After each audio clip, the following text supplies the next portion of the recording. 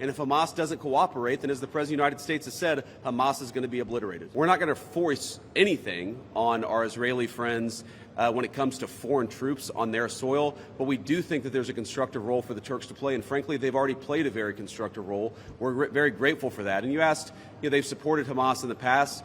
No one who is a party to this conflict can look in the past and not point at something that they don't like or that they disagree with. I'm not going to give you a percentage, but look, what we've seen the past week gives me great optimism the ceasefire is going to hold.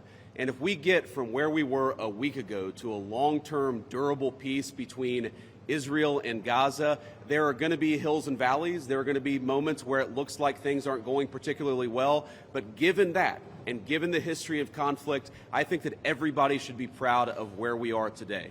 It's going to require constant effort. It's going to require constant monitoring and supervision. That's part of the reason that Admiral Cooper and his team is here, is to mediate these disputes, to mediate these disagreements as they come up. But look, right now, I feel very optimistic. Can I say with 100% certainty that it's going to work? No. But you don't do difficult things by only doing what's 100% certain. You do difficult things by trying, and that's what the President of the United States has asked us to do.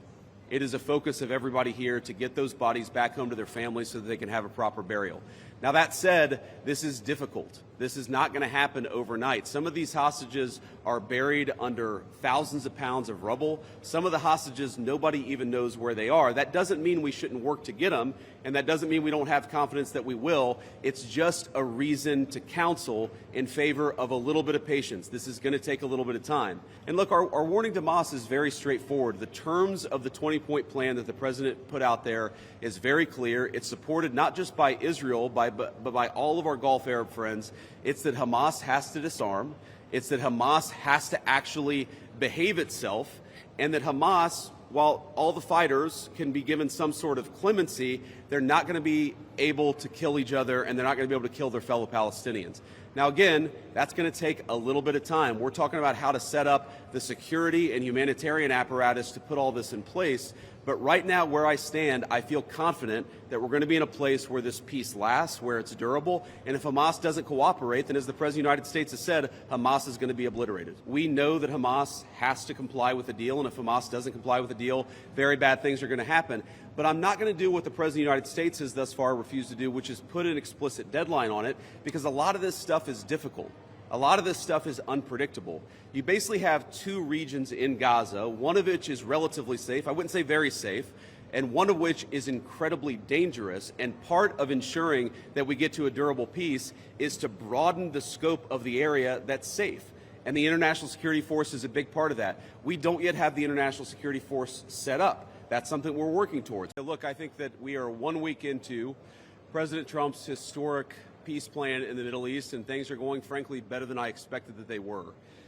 This is a very, very tough situation. You have two peoples, two enemies who have fought a very tough conflict against each other. You have a terrorist organization on one hand that murdered a lot of innocent people.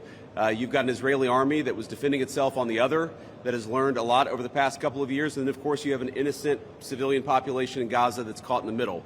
But we're here at the Civilian Military Cooperation Center, which we are announcing the opening of. You have Israelis and Americans working hand in hand to try to begin the plan to rebuild Gaza, to implement a long-term peace, and to actually ensure that you have security forces on the ground in Gaza, not composed of Americans, who can keep the peace over the long term. I want to say just a couple of quick things, and then I want to turn it over to Steve Witkoff. Number one, the Israeli government has been remarkably helpful in this. I want to thank them, thank our Israeli partners, and all the folks particularly who are working hand in hand with their American friends here at the CMCC.